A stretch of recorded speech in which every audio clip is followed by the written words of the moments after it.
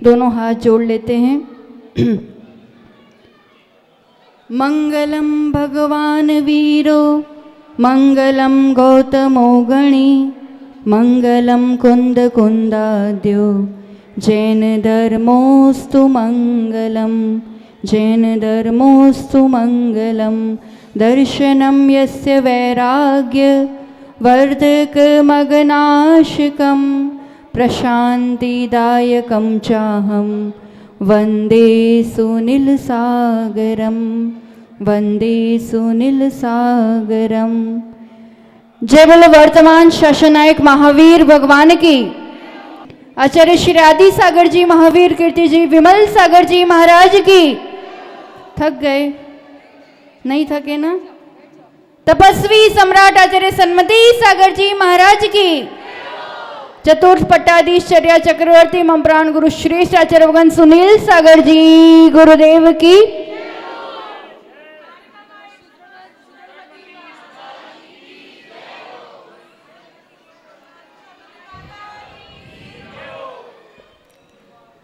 मथुरा नगरी की बात है। वहाँ पर राजा पूतिगंध और उनकी जो रानी थी उर्मिला अत्यंत जैन धर्म की दृढ़ श्रद्धालु और अनुयायी रानी थी। और वहाँ का प्रसंग है कि वहाँ एक शेठ जी सागर दत्त जी और उनके यहाँ एक पुत्री का जन्म हुआ। उनके यहाँ बेटी के जन्म के बाद उन शेठ जी की मृत्यु हो गई और घर में बहुत ज़्यादा दरिद्रता आ गई, इसलिए उस बेटी का नाम ही दरिद्रा रखा गया। माँ का भी वियोग हो गया और वो बेटी दर दर भटकती। किसी ने घर के बाहर ऐसे चावल के दाने डाल दिए हो तो वही वो बिनती और खाती। ऐसे दिन थे उसके जीवन के। और मुनिराज का वहाँ से आहार करके गुजरना हुआ और उस बेटी का इस रूप से चावल खाते हुए देखना हुआ तो एक मुनिराज के मुख से एक सहज निकल गया, ओहो इस बिटिया के कितने कष्ट के दिन हैं। दूसरे मुनिराज जो बड़े मुनिराज होते हैं वो कहते हैं बस बहुत थोड़े दिन है इसके ऐसे, बाकी उसके भाग्य में तो वो इस यहाँ के नगर के राजा की बहुत प्रिय पटरानी बनेगी। मुनिराज के ये वचन वहाँ से गुजरने वाले बौद्ध भिक्षुक जो होते हैं वो लोग सुन लेते हैं। मन में तो उनको भी पता है कि दिगंबर मुनिराज के वचन है तो वो कभी खाली नहीं जाते हैं। दिगंबर मुनिराज बोल रहे हैं मतलब ये वचन सत्य है। तो उनको मन में तो सब कुछ पता है और वो श्रद्धा है, तो वो अब इस बात को अपने कार्य की सिद्धि के लिए उपयोग करते हैं। उस बिटिया को वो लोग गोद ले लेते हैं, अच्छे से लालन पोषण करते हैं, उसको अच्छा खिलाना पिलाना पढ़ाना और पूरे बुद्ध धर्म की शिक्षा भी देते हैं। और जब वो यौवन अवस्था में पहुंचती है, एक दिन झूला झूल रही होती है और राजा वहाँ से गुज़र रहे होते हैं। राजा जो है उनकी नज़र उस सुंदरी पर पड़ती है, उस युवती पर पड़ती है और वो मोहित हो जाता है, नहीं मुझे तो ये सुंदर कन्या चाहिए। इनकी भी यहाँ जो टेक्निक थी या युक्ति थी वो भी काम कर गई। ये बेटी किसकी है, कहाँ रहती है, सब पता किया। तो उन बुद्ध भिक्षुओं को बुलाया गया। उन्होंने अपनी शर्त रखी कि अगर आपको ये चाहिए कन्या तो आपको इसको पटरानी बनाना होगा और आपको बौद्ध धर्म स्वीकार करना होगा। मोही क्या ना करता, धर्म कर्म सब एक तरफ चला जाता है जब मन में ये आ जाता है कि इसके बिना तो हम जिंदा ही नहीं रह सकते। होता है कि नहीं होता है? मैना सुंदरी की कथानक तो पहले हुआ करते थे, अब तो मोह सुंदरियों के कथानक सुनने मिल जाते हैं। मोहित हो जाए सुंदरी के पीछे फिर तो सब परिवार भी एक तरफ, धर्म भी एक तरफ। ये अभी नहीं होता है, पहले भी होता था, चिंता मत करो।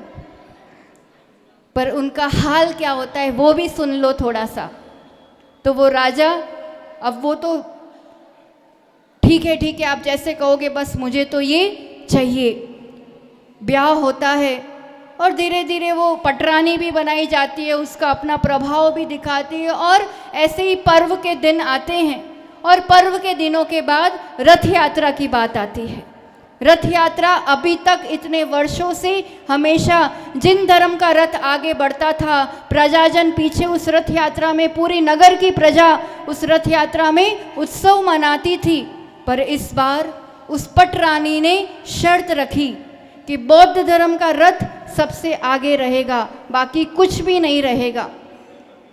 अब दबाव राजा नहीं मान पाया। अब जैसा तुम कह दो वैसा ही होगा। पर रानी उर्मिला इस बात को स्वीकार नहीं कर पाई। ऐसे कैसे होगा? जिन धर्म श्रेष्ठ है, जिन धर्म का रथ अभी तक चलता आया है, उसने राजा को कहा भी, विनती भी की, पर राजा किसी की सुनने वाला नहीं। उसने इतना ही शांति से, प्रेम से कह दिया, देखो जी, चलेगा तो जिन धर्म का रथ आगे चलेगा, और अगर नहीं हो सकता तो मेरा आज से, अभी से अन्न जल का त्याग, घर का भी त्याग, और वो जिनालय में जाकर के बैठ जाती है और भक्ति करने लगती है। इधर वहाँ जो विद्याधर रहते होते हैं, उनको ये सब बात नगर में पता चलती है। वो वज्र कुमार मुनिराज के पास पहुँचते हैं। मुनिराज को ये बात पता चलती है। मुनिराज उस विद्याधर के लिए आज्ञा देते हैं कि रानी उर्मिला की प्रतिज्ञा पूरी करो।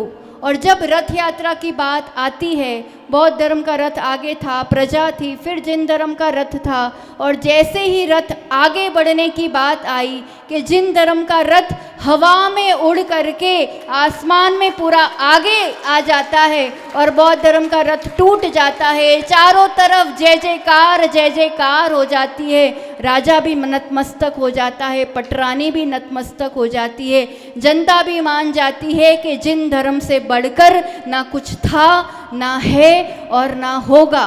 और तब से ये रथ उत्सव, ये रथ यात्रा जिन धर्म की प्रभावना का बहुत महत्वपूर्ण सेतु, बहुत महत्वपूर्ण निमित्त माना गया है, क्योंकि जन जन तक इस धर्म की महिमा को पहुंचाने का ये एक बहुत श्रेष्ठ तरीका है। और आप कहते हो धर्म तो जब लाभ देता होगा, जब लाभ देता होगा, हम तो अभी लाभ देख रहे हैं। इतने लोगों ने अभिषेक कब देखा एक साल में, बताओ? जिनेंद्र भगवान का अभिषेक कब देखा? रोज तो हम दो होते हैं, थोड़े बहुत इधर के होते हैं, 10 लक्षण में कदाचित हॉल भर भी जाए तो ये टिन्नू मिन्नू नहीं दिखते हैं। दिखते हैं? सच्ची बताओ, इना मिना टिक्का होते ही नहीं है। तो ये इतने सारे जिनेंद्र भगवान का अभिषेक आज देखा है, इसका मतलब क्या हुआ? अगर भगवान मंदिर के बाहर आए, भगवान मंदिर के बाहर आए तो ये दृश्य हो सकता है, इतने लोग लाभान्वित हो सकते। उनके सिद्धांत मंदिर के बाहर आ जाए तो फिर कितने लोग लाभान्वित नहीं हो सकते, ये सोचने वाली बात है। जन जन तक उनके सिद्धांत पहुंचाने हैं हमें।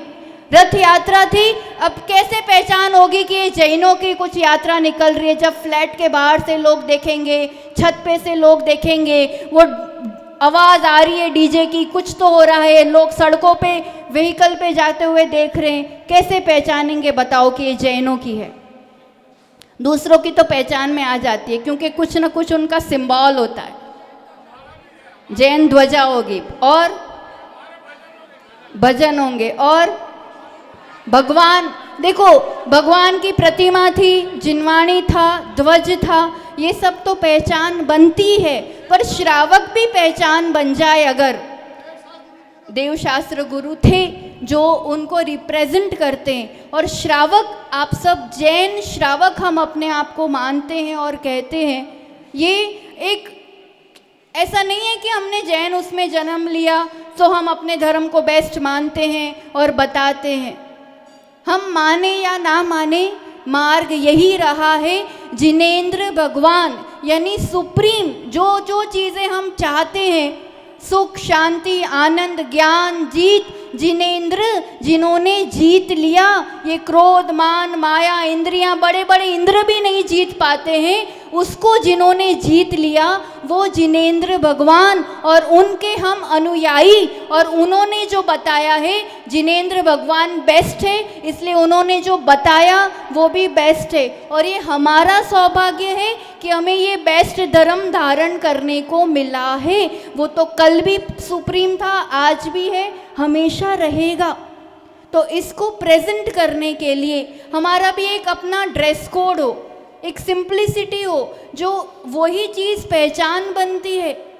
जैनी है, अहिंसा का पालन करते हैं। जैनी है मतलब उन्होंने कुछ वैसा लिपस्टिक नेल पॉलिश नहीं होगा, अच्छे से व्यवस्थित उनकी एक वेशभूषा होगी, धोती दुपट्टा होगा, काले कपड़े नहीं पहने होंगे। आपका ड्रेस कोड भी आपके जैनियों के जुलूस की एक पहचान बन सकती।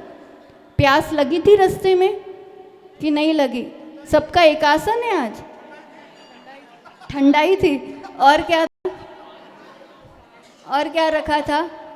जगह जगह जहाँ चौराहे हैं, जहाँ वैसे है ना, वहाँ स्टैंड रखने थे, मटके रखने थे, छन्ना उस पे था, और पानी के अच्छे से ग्लास रखने थे। जितने पीते पीते, नहीं पीते, देखने वाले देखते कि ये जैनियों का जुलूस है, तो उन्होंने सबके लिए छना हुआ पानी रखा हुआ है।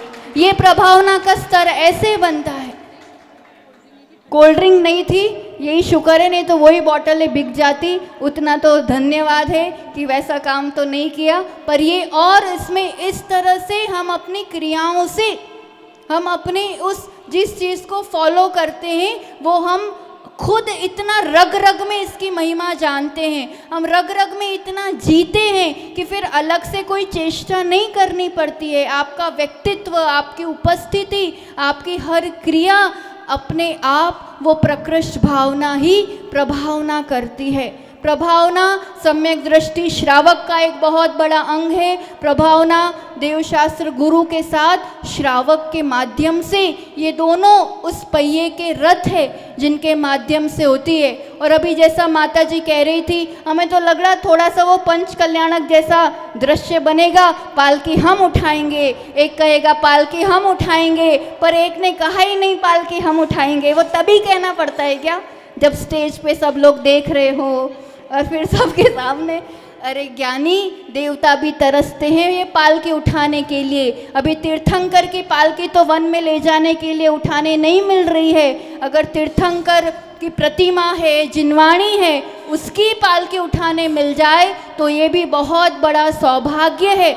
इसलिए खुद माँ को अपने कंधों पर, पुरुष वर्ग युवा भी उठा सकते, महिला भी उठा सकती, कोई भी, माँ जिनवाणी को तो पालकी में कोई भी उठा सकता है।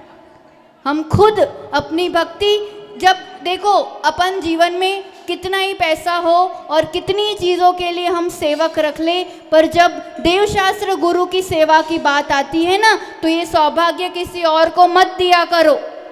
आचार्य भगवान तपस्वी सम्राट के जीवन का प्रसंग, एक बहुत अरबों खरबों पति सेठ जो हमेशा साथ में आहार विहार व्यवस्थाओं में साथ रहता, पर जहाँ आचार्य भगवान रुकते उनके कमरे का झाड़ू वही लगाता, जब उनको कुछ टेबल रखना, किताब रखना, वही रखता। उनके लिए खुद 4 नौकर चलते थे।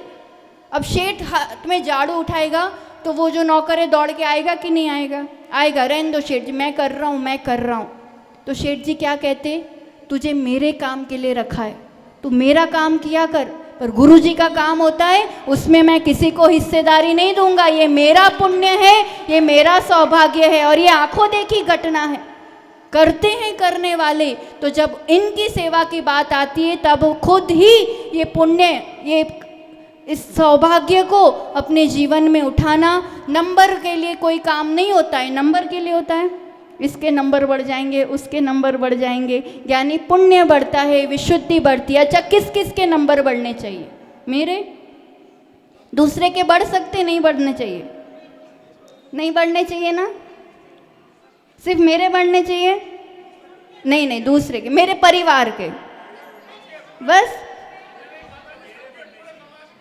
बोलो तो थोड़ा जोर से। गुरु के सामने, भगवान के सामने किस किस के नंबर बढ़ने चाहिए? पूरे समाज के? पक्का? सबके? किसी के बढ़ रहे होंगे तो ऐसे मन में कुछ कुछ होगा तो नहीं? होगा कह रहे हैं। अच्छा होगा, अच्छा फील होगा, सब आगे बढ़े, सबके नंबर बढ़े, सबकी विशुद्धि बढ़े, सब जिन धर्म को जाने। जब हम जैन समाज के लिए ही उदारता रखेंगे तब जाकर के जन जन में प्रभाव ना कर पाएंगे, वरना हम बहुत कम हैं और कमज़ोर होते जा रहे हैं, क्योंकि हम बंटते जा रहे हैं। हम कम है पर कमज़ोर नहीं है। हमें एकजुट होकर के और खुद व्यक्तिगत रूप से ये प्रभावना खुद अपने जीवन में एक नौकर से लेकर के, परिवार से लेकर के, सब जहाँ जहाँ हम जाते हैं, आपका व्यवहार और आपका आचरण जिन धर्म की प्रभावना करती है। तो एक ही बात के साथ कि चंद्रगुप्त मौर्य ने भी स्वप्न देखे थे और उस स्वप्न में उन्होंने देखा था कि एक स्वर्ण रथ है और आगे बैल, छोटे छोटे बैल के बच्चे, उनको बछड़े जो हैं वो आगे बढ़ा रहे। जब उन्होंने अपने गुरु से पूछा कि स्वप्न का फल क्या है, क्या बताया था? इस स्वप्न का फल क्या बताया था? ध्यान है? उस स्वप्न का फल ये था कि पंचम काल में ये जिन धर्म रूपी जो स्वर्ण रथ है वो युवा पीढ़ी ही आगे वहन करेगी, आगे बढ़ाएगी। तो बहुत बड़ी जिम्मेदारी है सबके ऊपर, इस जिन धर्म रूपी रथ को श्रावक और श्रमण दोनों मिलकर के आगे बढ़ाते हैं। तो आप सभी व्यक्तिगत रूप से इस धर्म की भावना से रग रग में उसे बसाते हुए, और बस एक भावना हमारी है जो आप लोग पूरा करेंगे ही समय आने पर, ये हमें पूरा विश्वास है कि दिल्ली में मॉडल टाउन ऐसा रोल मॉडल प्रस्तुत करेगी कि दिल्ली के अंदर अच्छे संस्कार और विद्या देने वाली ऐसी एक स्कूल, हॉस्टल और जैन रेस्टोरेंट होगी जो सभी जैनियों के लिए और सभी के लिए लाभान्वित हो पाए। कुछ ऐसे कदम ज़रूर उठाना कि यहाँ के जैन और दूसरे बाहर से आने वाले भी सभी लाभान्वित हो। आप लोग सब सक्षम हैं, बस भावना बना करके पुरुषार्थ करने की बात है। तो सभी के लिए आचार्य भगवान का मंगलमय आशीर्वाद, और आप सब आचार्य भगवान के चरणों में भी पहुँचे। हमारे बीच दीक्षार्थी भैया लोग हैं और सबको देख के लग रहा होगा अब क्या ऐसे तो आते हैं और इतनी उम्र में दीक्षा ले रहे हैं। ज्ञानी इतनी उम्र में भी हिम्मत बनाना, घर बार छोड़ करके, ये भी बहुत साहस का काम हुआ करता है। उन्होंने गुरु चरणों में समर्पित किया है और हमने सब कितनों का जीवन देखा है। इस उम्र में जब आप समर्पित करके जब संकल्पबद्ध होते हैं, गुरु चरणों में श्रेष्ठ समाधि मरण होता है संयम के साथ। इससे बड़ी उपलब्धि इस पर्याय की और क्या हो सकती है। तो सब पराधीनताएं छूटती है, मोह छूटता है, संयम का मार्ग प्रशस्त होता है, समाधि मरण होता है। तो आप सभी के लिए यहाँ आचार्य भगवान के चरणों से जो दीक्षार्थी भैया लोग आए हैं उनकी भी गोद भराई करके आप उनके अनुमोदना करेंगे संयम मार्गी, संयम पथ की, और उनकी दीक्षा में भी, और ऐसे आगे पहले भी अधिक से अधिक लोग यहाँ से भी पहुँचे, ऐसा पूरा प्रयास करेंगे। आगे वो जो हाँ, आप लोग कुछ, अब एक तो यहाँ जो तपस्वियों का भी सम्मान होना है, और जो सन्मति सुनील संस्कार अभियान जो चलाया गया था, कौन बनेगा जैनी नंबर 1, बहुत लोगों ने उसमें रजिस्ट्रेशन भी कराया, पार्टिसिपेट किया है। उसका रिजल्ट भी हमारे सामने है, तो वो रिजल्ट जब अनाउंस करना हो बता देना। जय बोलो आचार्य भगवान सुनील सागर जी गुरुदेव की।